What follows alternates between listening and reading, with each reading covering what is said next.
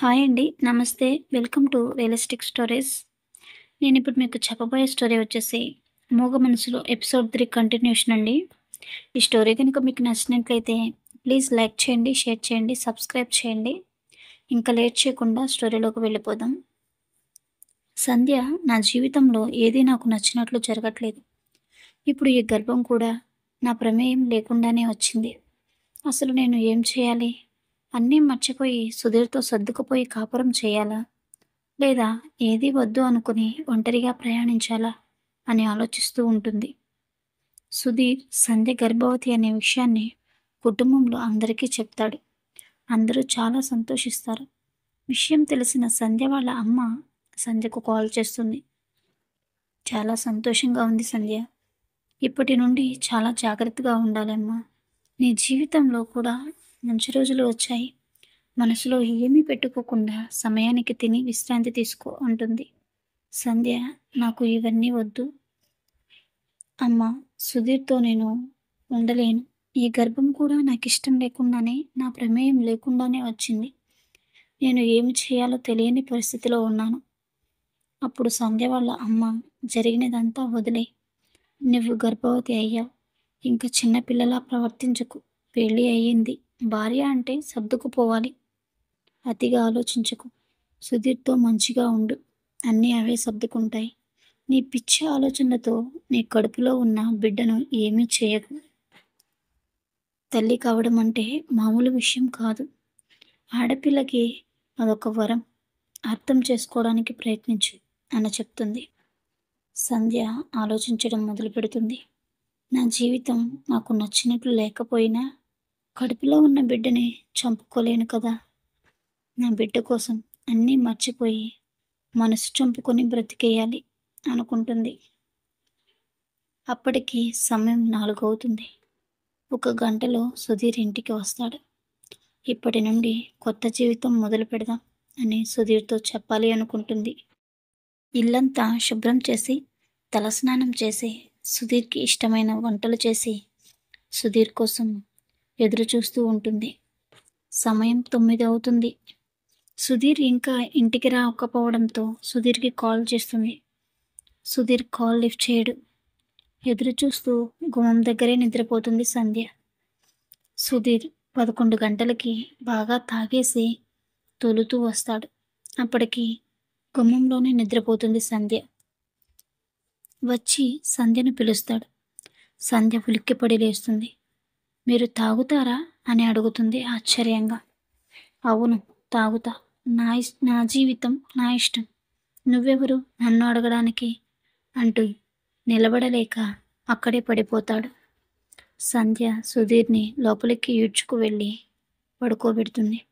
సుధీర్ తాగిన మైకంలో స్పృహ లేకుండా నిద్రపోతాడు. సంధ్య నిరాశకు గురి అవుతుంది. మాట్లాడేయాలి అనుకుంటే ఇలా జరిగింది అనుకుంటూ సంధ్య కూడా నిద్రలోకి జారుకుంటుంది. ఉదయం కాగానే సంధ్య లేచి కాఫీ చేసి సుధీర్‌ని లేపుతుంది. సుధీర్ ఆశ్చర్యంతో కళ్ళు నలుపుకుంటూ చూస్తాడు. నిజమా? కలా అని. కాఫీ తాగి ఫ్రెష్ అయ్యి రండి. మీతో మాట్లాడాలి అంటుంది సంధ్య. సుధీర్‌కి ఏమీ అర్థం కాక అయోమయంగా రెడీ అయి వస్తాడు. సంధ్య సుధీర్‌కు టిఫిన్ తయారు చేసి ఎదురు చూస్తూ ఉంటుంది. సుధీర్ వచ్చి నిశ్శబ్దంగా కూర్చుంటాడు. ఇంతలో కాలింగ్ బెల్ మోగుతుంది. మీరు తినండి, నేను చూస్తా అని సంధ్య వెళ్ళి డోర్ తీస్తుంది. సుధీర్ వాళ్ళ ఫ్యామిలీ అంతా వస్తారు. సంధ్య గర్భవతి అనే విషయం తెలిసి చూడడానికి అందరినీ లోపలికి రండి అని అంటుంది సంధ్య. సుధీర్, నేను ఆఫీస్‌కు వెళ్ళిపోతే నువ్వు ఒక్కదానివే ఉంటావు అని నేనే అమ్మని రమ్మని చెప్పాను సంధ్య అంటాడు.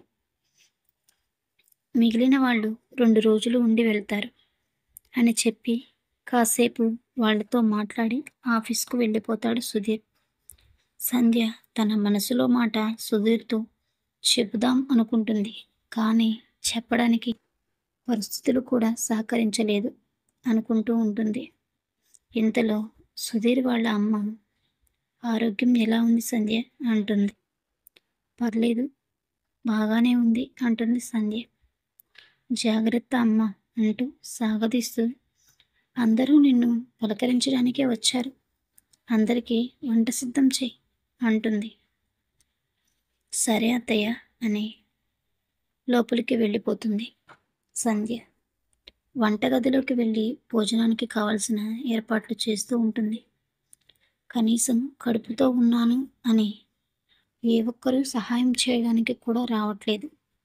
పైగా కబుర్లు చెప్పుకొని నవ్వుకుంటున్నారు. వీళ్ళు మనుషులే కాదు అనుకుంటూ వంట చేస్తూ ఉంటుంది సంధ్య. వంట కాగానే అందరికీ వడ్డించి తను కూడా తిని కాసేపు విశ్రాంతి తీసుకుందాం అనుకుంటుంది సంధ్య. కానీ సుధీర్ వాళ్ళ అమ్మ, వదినలు సంధ్యకు కావాలని తను చెప్తూ ఉంటారు. సాయంత్రం అవుతుంది. సుధీర్ ఇంటికి వస్తాడు. సంధ్య వంటగదిలో ఉంటుంది. అందరూ హాల్లో కబుర్లు చెప్పుకుంటూ ఉంటారు. సుధీర్ ఫ్రెష్ అయి హాల్ లోపలికి వచ్చి వాళ్ళ అన్నయ్య వాళ్ళతో కూర్చొని ఉంటాడు. సంధ్య టీ తీసుకుని అందరికీ స్నాక్స్ ఇచ్చేసి వంటగదిలోనికి వెళ్ళిపోతుంది. టీ తీసుకున్న సుధీర్ సంధ్యను గమనిస్తాడు. చాలా నీరసంగా ఉన్నట్లు అనిపిస్తుంది. టీ కప్ తీసుకుని వంటగదిలోకి వెళతాడు. సంధ్య సామాన్లు క్లీన్ చేసుకుంటూ ఉంటుంది. సుధీర్, సంధ్య నీరసంగా ఉన్నట్లు ఉన్నావు అంటాడు.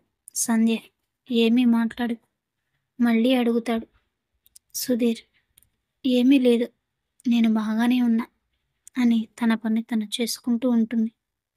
సుధీర్కు ఇంట్లో పరిస్థితి అర్థమవుతుంది. వాళ్ళ అమ్మని పిలుస్తాడు. సంధ్య ఇప్పుడు వట్టి మనిషి కాదు, తనకి విశ్రాంతి కావాలని డాక్టర్ చెప్పారు. అందుకే కదా అమ్మ నిన్ను రమ్మని చెప్పాను. కానీ మీరు తనతోనే పని చేపిస్తే ఎలా? డాక్టర్ చాలా బలహీనంగా ఉంది అని చెప్పారు కాబట్టి మీరు దయచేసి మీరు కూడా సహాయం చేయండి అంటాడు. మీ ఆవిడే మేము వద్దు అన్నా కూడా చేస్తా అని చేస్తుంది సుధీర్ అంటుంది సుధీర్ వాళ్ళ అమ్మ. వెళ్ళి విశ్రాంతి తీసుకో అమ్మ సంధ్య, నా కొడుకుతో నన్ను తిట్టించింది చాలు, ఇంక వెళ్ళు అంటుంది. సంధ్య తన గదిలోనికి వెళ్ళిపోతుంది. సుధీర్ వాళ్ళ అమ్మ కోపంతో రగిలిపోతుంది. గర్భవతి కాగానే కొమ్ములొచ్చాయి దీనికి, నా కొడుకును కూడా మార్చేసింది అని తిట్టుకుంటూ వంట చేస్తుంది. అందరూ భోజనం చేసి పడుకుంటారు. సంధ్య కూడా అన్నీ సర్దుకొని లైట్ ఆఫ్ చేసి గదిలోనికి వెళ్తుంది. సుధీర్ పడుకొని ఉంటాడు. సంధ్య కూడా వెళ్ళి పడుకుంటుంది. సుధీర్ నీతో కొంచెం మాట్లాడాలి సంధ్య అంటాడు. సారీ సంధ్య, నీకు విశ్రాంతి కావాలని డాక్టర్ చెప్పారుగా, అందుకే మా అమ్మని రమ్మని చెప్పాను. కానీ ఇలా జరుగుతుంది అనుకోలేదు అంటాడు సంధ్య. పర్లేదు అండి, పని చేయడానికి నాకేం ఇబ్బంది లేదు. కానీ వాళ్ళు కావాలని మాట్లాడే సూటిపోటి మాటలు నాకు చాలా బాధగా అనిపిస్తాయి. నేను కూడా వాళ్ళలాంటి ఆడపిల్లనే కదా. వాళ్ళలో ఒకదానిగా నన్ను కూడా చూస్తే వాళ్ళతో కలిసి నేను కూడా సంతోషంగా ఉంటాను కదా. మీ వాళ్ళకి నేను నచ్చలేదు, అందుకే అలా ప్రవర్తిస్తున్నారు అంటుంది. సుధీర్ అలా ఏం లేదు సంధ్య, అవన్నీ ఏమీ ఆలోచించకు, నువ్వు విశ్రాంతి తీసుకో, మనసు ప్రశాంతంగా ఉంచుకో అంటాడు. సరే అంటుంది సంధ్య. సుధీర్ నాతో కలిసి ఉండడం నీకు ఇబ్బంది లేదు కదా? ఏమైనా ఇబ్బంది అనిపిస్తే చెప్పు, బయట హాల్లో పడుకుంటాను అంటాడు. సంధ్య ఇబ్బంది ఏమీ లేదు, నేను బాగానే ఉన్నాను. ఇక నుండి నా కడుపులో ఉన్న బిడ్డ కోసం నన్ను నేను పూర్తిగా మార్చుకుంటాను అంటుంది. సుధీర్ ఆసక్తితో అంటే నన్ను కూడా నీ భర్తగా ఒప్పుకుంటావా అని అడుగుతాడు. సంధ్య తలదించుకొని అవును, కొత్త జీవితం మొదలు పెడదాం అంటుంది. సుధీర్ చాలా సంతోషంగా గట్టిగా పట్టుకొని అమ్మయ్య చాలు, నువ్వు మారావు, అది చాలు నాకు. ఇప్పటి వరకు నా కోపమే చూశావు, ఇప్పటి నుండి నా ప్రేమ ఎలా ఉంటుందో కూడా చూపిస్తా అంటూ సంధ్యని కౌగిలించుకుంటాడు. సంధ్య విదిలించుకుని దూరంగా జరుగుతుంది. వెంటనే సుధీర్ మళ్ళీ ఏమైంది అంటాడు. సంధ్య మీకు మొదటి నుండి అదే చెప్తున్నా. నాకు కొంచెం సమయం కావాలి. కాపురం అనేది ఇద్దరి ఇష్టంతో జరిగితేనే బాగుంటుంది. ఒకరి బలవంతంపై జరగకూడదు. ఇప్పటికైనా అర్థం చేసుకో కొంచెం అంటుంది. సుధీర్ సరే నీ ఇష్టం అంటాడు. కనీసం పక్కన అయినా పడుకోవచ్చా హగ్ చేసుకుని అంటాడు. కాసేపు ఆలోచించి సరే అన్నట్లు తల ఊపుతుంది సంధ్య. సర్లే కనీసం దేనికైనా ఒప్పుకున్నావు. నువ్వెప్పటికీ అర్థం కావు నాకు సంధ్య అంటూ నిద్రలోకి జారుకుంటాడు. ఉదయం కాగానే సంధ్య లేచి అందరికీ టిఫిన్ రెడీ చేస్తుంది. అందరూ టిఫిన్ చేయడానికి వస్తారు. సుధీర్కు సంధ్య దగ్గరుండి టిఫిన్ వడ్డిస్తుంది. సుధీర్ కూడా సంధ్యతో నవ్వుతూ మాట్లాడుతూ ఉంటాడు. ఇదంతా చూసిన సంధ్య వాళ్ళ అమ్మకి చాలా కోపం వస్తుంది. సంధ్య నవ్వడం చూసి ఓర్వలేకపోతుంది. సుధీర్ టిఫిన్ చేసి ఆఫీస్కి వెళ్ళొస్తా సంధ్య. జాగ్రత్త అమ్మ, తనని జాగ్రత్తగా చూసుకో. సాయంత్రం హాస్పిటల్కి చెకప్కి వెళ్ళాలి. రెడీగా ఉండు అని చెప్పి ఆఫీస్కి వెళతాడు. కాసేపటికి సుధీర్ వాళ్ళ అన్నయ్య వదినలు కూడా ఊరికి బయలుదేరుతారు. ఇంట్లో సంధ్య వాళ్ళ అత్తయ్య మాత్రమే ఉంటారు. సంధ్య వంట చేస్తూ ఉంటుంది. సుధీర్ వాళ్ళ అమ్మ సంధ్య దగ్గరికి వచ్చి సిటీకి వచ్చి ఒక నెల రోజులు అయినా కాలేదు. అప్పుడే నా కొడుకుని నీ కొంగుకు కట్టేసుకున్నా. నిన్ను పెళ్లి చేసుకోవడం ఆ ఇంట్లో ఎవరికీ ఇష్టం లేదు. సుధీర్ కోసం ఒప్పుకోవలసి వచ్చింది అంటుంది. సంధ్య ఏమీ మాట్లాడకుండా తన పని తను చేసుకుంటూ ఉంటుంది. సుధీర్ వాళ్ళ అమ్మ కనీసం సమాధానం కూడా చెప్పట్లేదు. అంత పొగరు ఏంటి నీకు? నా కొడుకుని నేను చెప్తా నీ సంగతి అంటూ వెళ్ళిపోతుంది. సుధీర్ ఆఫీస్ నుండి వచ్చి సంధ్యని హాస్పిటల్కి తీసుకువెళతాడు. డాక్టర్ సంధ్యకు పూర్తిగా బెడ్ రెస్ట్ కావాలి. చిన్న పని కూడా చేయకూడదు అని చెప్తాడు. ఇద్దరు ఇంటికి వస్తారు. రాగానే సుధీర్ వాళ్ళ అమ్మ ఏమన్నారు డాక్టర్ అని అడుగుతుంది. పూర్తిగా బెడ్ రెస్ట్ తీసుకోమని చెప్పారు అమ్మా. చిన్న పని కూడా చేయొద్దు అన్నారు అని చెప్పారు. అవునా, అయితే వాళ్ళ అమ్మ దగ్గరికి పంపు. అక్కడే ఉంటుంది డెలివరీ అయ్యే వరకు కూడా అంటుంది. సుధీర్ కాసేపు ఆలోచించి నువ్వు ఉండొచ్చు కదా అమ్మా కొన్ని రోజులు అంటాడు. లేదు, నేను ఉండను. ఆ పొగరుబోతుకి నేను సేవ చేసి పెట్టాలా? నా వల్ల కాదు. వాళ్ళ ఇంటికి పంపేయ్. లేదా నీ పెళ్ళాం నీ కళ్ళ ముందే ఉండాలి అనుకుంటే వాళ్ళ అమ్మని రమ్మని చెప్పండి అని కోపంగా వెళ్ళిపోతుంది. ఇంతలో సంధ్య నేను మా ఇంటికే వెళ్తానులే, రేపే బయలుదేరుతా, మీరేం టెన్షన్ పడకండి అంటుంది. ఉదయం కాగానే సంధ్యని బస్ ఎక్కించి ఆఫీస్కి వెళ్ళిపోతాడు సుధీర్. సంధ్య పుట్టింటికి వెళ్ళిపోతుంది. సాయంత్రం కాగానే సుధీర్ ఆఫీస్ నుండి ఇంటికి వెళ్తాడు. వాళ్ళ అమ్మ సుధీర్ కోసం ఎదురు చూస్తూ ఉంటుంది. నీతో మాట్లాడాలి సుధీర్ అంటుంది. చెప్పు అమ్మ, ఏమైంది అంటాడు. నువ్వు చాలా మారిపోయావు పెళ్ళాం రాగానే అంటుంది. అలా ఏమీ లేదు అమ్మా. నాకు పెళ్లి సంబంధాలు కుదరక చాలా సంవత్సరాల నుండి ఎదురు చూస్తూ వచ్చాను. ఇప్పటికే చాలా ఆలస్యమైంది. సంధ్య కూడా ఇష్టం లేకుండా పెళ్లి చేసుకుంది. నేను ఆ మాత్రం సపోర్ట్ చేయకపోతే తను నాతో కలిసి ఉండడానికి ఇష్టపడదు. పైగా తల్లి కాబోతుంది కాబట్టి నేను ఏమీ అనలేకపోతున్నా. నాకేం దాని మీద మోజు కాదు. బిడ్డ పుడితే అప్పుడు ఏం చేసినా అది చచ్చినట్లు పడి ఉంటుంది. అప్పటి వరకు ఓపిక పట్టు అమ్మా అని చెప్తాడు. సరే నాన్న, నువ్వు మారిపోయావనుకుని కంగారు పడిపోయాను. రా భోంచేద్దాం. రేపు నేను కూడా ఊరికి వెళ్తా అంటుంది. ఇద్దరు తినేసి పడుకుంటారు. సుధీర్ సంధ్యకు కాల్ చేసి మాట్లాడి పడుకుంటాడు. సంధ్యపై ప్రేమ ఉన్నట్లు నటిస్తూ ఉంటాడు. సంధ్య నిజంగానే సుధీర్ చాలా ప్రేమ చూపిస్తున్నాడు అనుకుంటుంది. రోజు మాట్లాడుకుంటూ ఉండేవారు. సంధ్య మనసు కొంచెం కుదుటపడు ప్రశాంతంగా ఉంటుంది. ఇంతలో చందు పెళ్లి శుభలేఖ తీసుకుని రావడం సంధ్య గమనిస్తుంది. దగ్గరికి వచ్చి, నా పెళ్ళి నువ్వు వచ్చావని తెలిసి కలిసి వెళ్దామని వచ్చాను సంధ్య అంటాడు. సంధ్య కోపంగా, నేను ఎవరిని కలవాల్సిన అవసరం లేదు, దయచేసి వెళ్ళిపోండి అంటుంది. చందు, నన్ను క్షమించు సంధ్య, నా పరిస్థితి అర్థం చేసుకో. ఆ సమయంలో నేను ఏమీ చేయలేక మౌనముగా ఉండిపోయాను. వేరే దారి ఏమీ దొరకలేదు నాకు అంటాడు. సంధ్య, ప్రేమించింది నేను, నొప్పి అనుభవించింది నేను.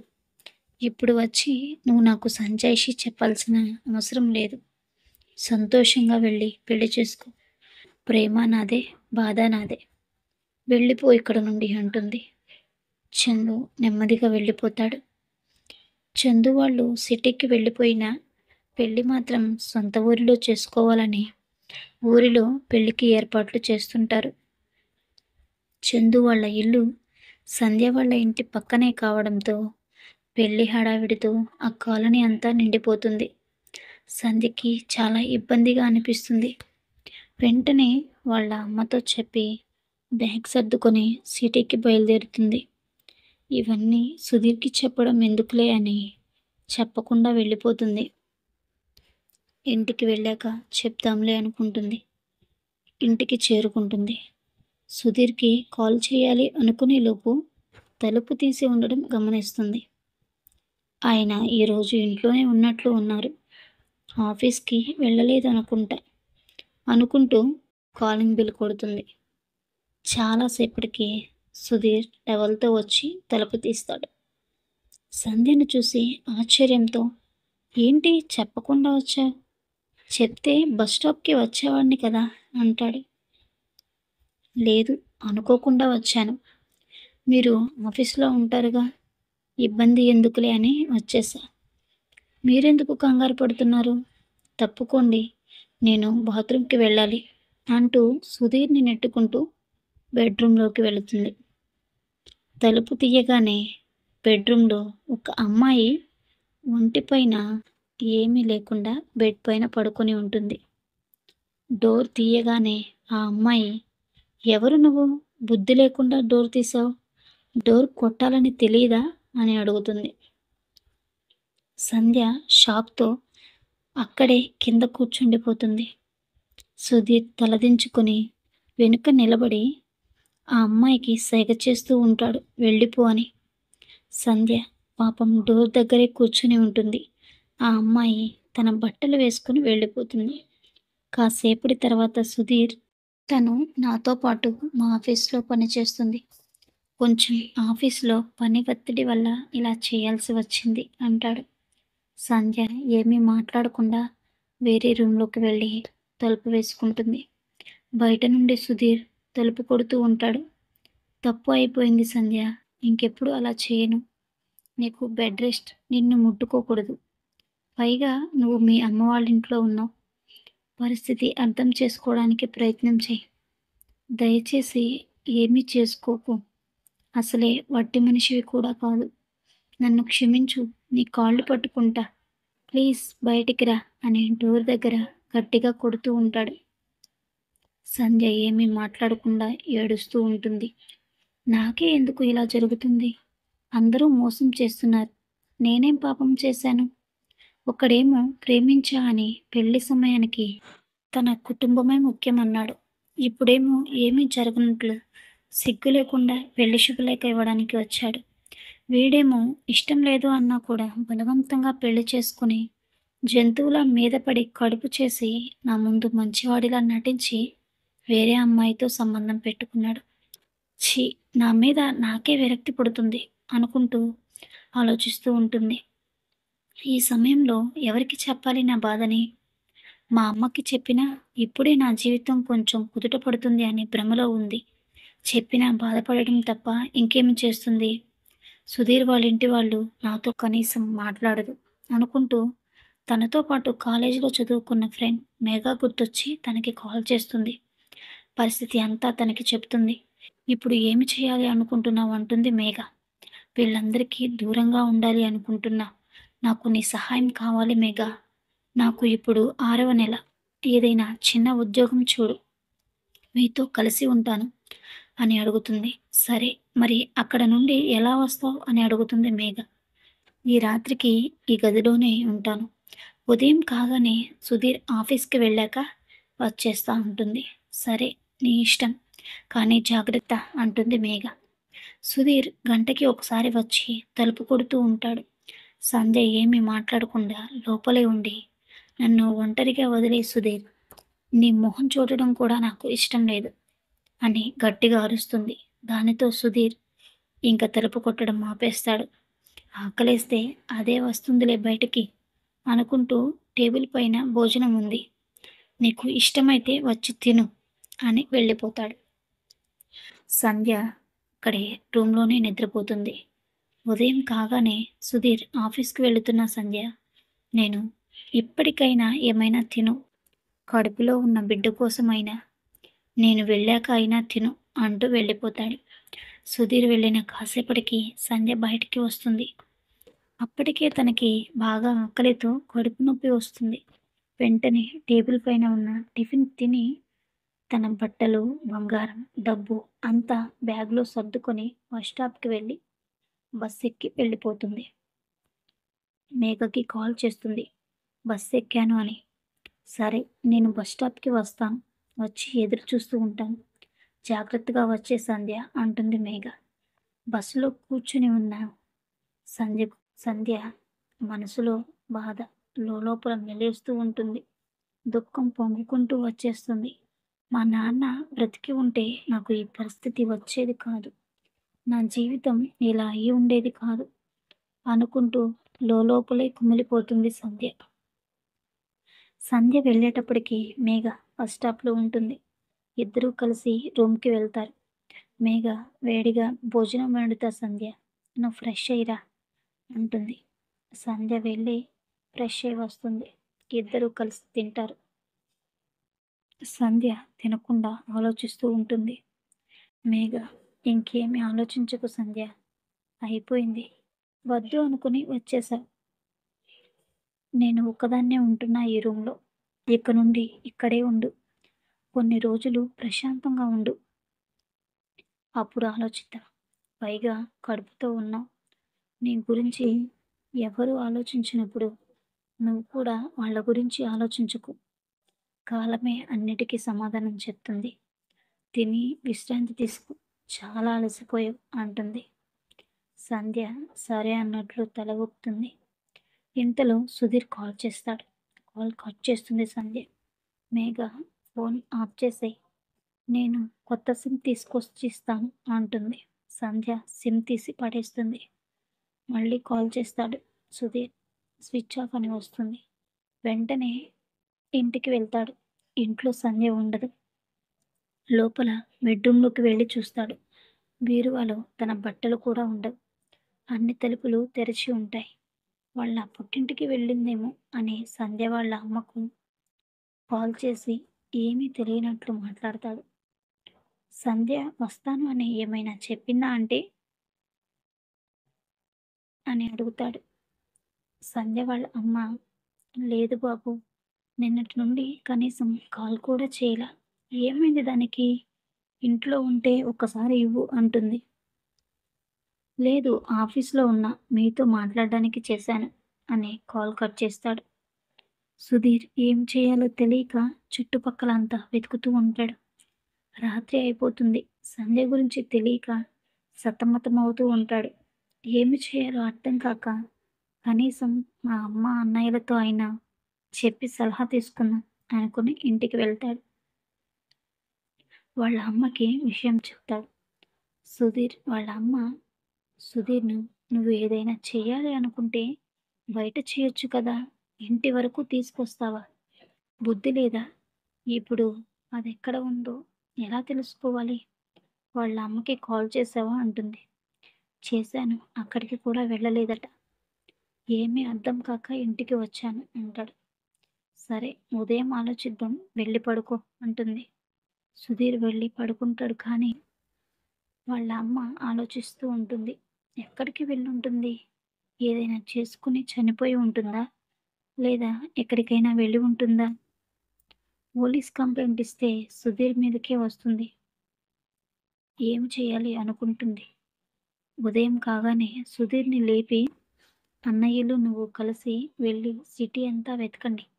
కనీసం ఏదైనా చేసుకొని చనిపోయినా తెలుస్తుంది. పెళ్ళికి ముందు ఎవరినో ప్రేమించింది అని చెప్పావుగా, అతను ఎవరో కనుక్కోండి. వెళ్ళి మాట్లాడండి" అని పంపిస్తుంది. అమ్మ చెప్పినట్లుగానే సిటీ అంతా వెతుకుతారు. ఏమీ తెలియకపోవడంతో సంధ్య చదివిన కాలేజీకి వెళ్ళి చందు గురించి కనుక్కుంటారు. సంధ్య, చందుది ఒకే ఊరు అని తెలుస్తుంది. ఆ రోజే చందు పెళ్ళి అని కూడా తెలుసుకొని సంధ్య వాళ్ళ ఊరు వెళ్తారు. అక్కడ అంతా పెళ్లి హడావిడిలో ఉంటారు. చందుతో విషయం చెప్పకుండా సంధ్య గురించి కనుక్కుంటారు. చందు, శుభలేఖ ఇవ్వడానికి వెళ్ళాను కానీ నాతో మాట్లాడడానికి కూడా ఇష్టపడలేదు. తరువాత వాళ్ళ అమ్మగారిని అడిగితే వాళ్ళింటికి వెళ్ళిపోయింది అని చెప్పారు. నా పెళ్లి చూడడం ఇష్టం లేక వెళ్ళిపోయింది అనుకున్నా. అయినా సంధ్యకి ఏమైంది? ఎందుకు అడుగుతున్నారు? అంటాడు. ఏమీ కాలేదు. వచ్చినప్పటి నుంచి చిరాకులో ఉన్నట్లుగా ఉంది. అడిగితే ఏమీ చెప్పలేదు. అందుకే నేనే కనుక్కుందామని వచ్చాను అంటాడు సుధీర్. చందు, అవునా? మీరు చాలా మంచివారిలా ఉన్నారు. సంధ్య చాలా మంచి అమ్మాయి. నా పరిస్థితుల వల్ల నేను అలా చేయాల్సి వచ్చింది.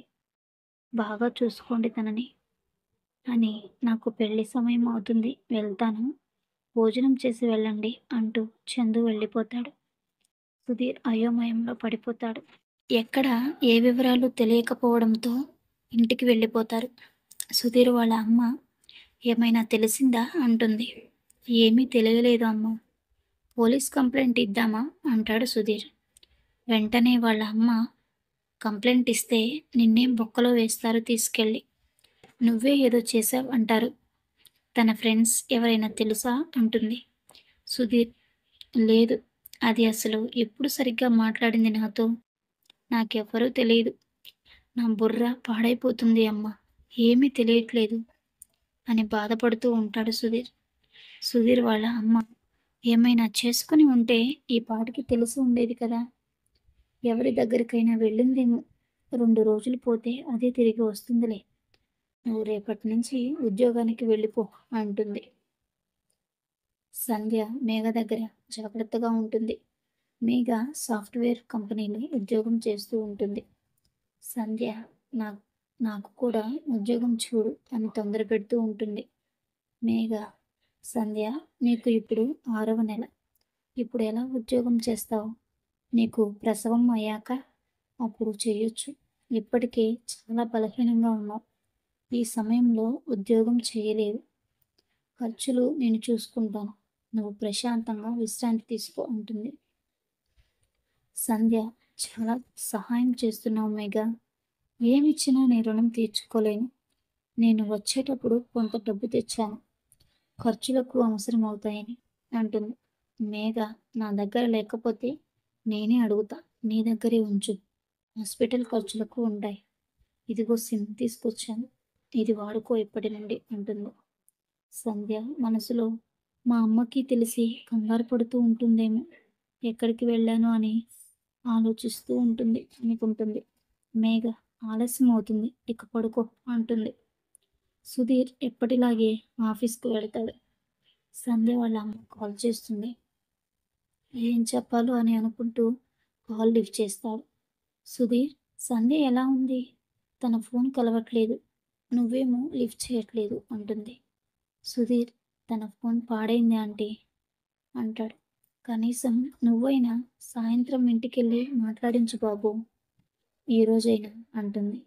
సరే ఆంటీ, నేను మాట్లాడిస్తా అని పెట్టేస్తాడు. సాయంత్రం అవుతుంది. సంధ్య వాళ్ళ అమ్మ పదే పదే కాల్ చేయడం మొదలుపెడుతుంది. సుధీర్ ఫోన్ ఆఫ్ చేసి బార్‌కి వెళ్ళి బాగా తాగేసి ఇంటికెళ్ళి స్పృహ లేకుండా పడిపోతాడు. సంధ్య వాళ్ళ అమ్మ ఏం జరిగిందో అర్థం కాక ఉదయం కాగానే సిటీకి బయలుదేరి వెళ్తుంది.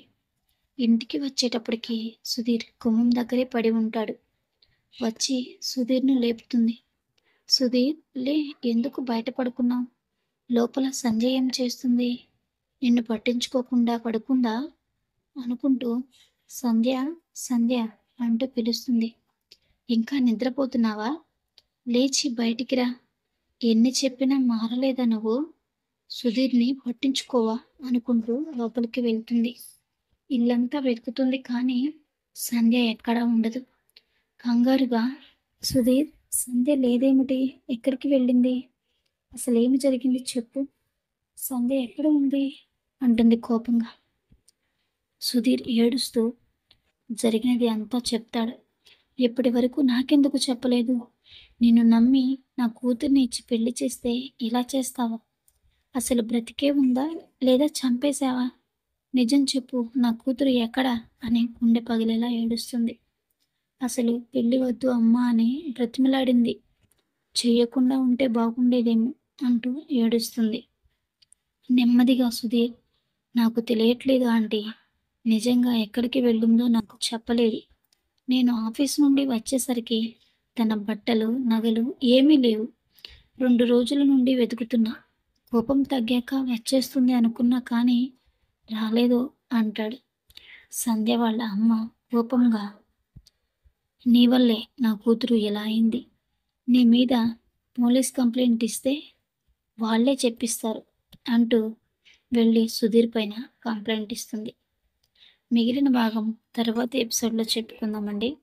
ప్లీజ్ లైక్ చేయండి, షేర్ చేయండి, సబ్స్క్రైబ్ చేయండి. Thank you.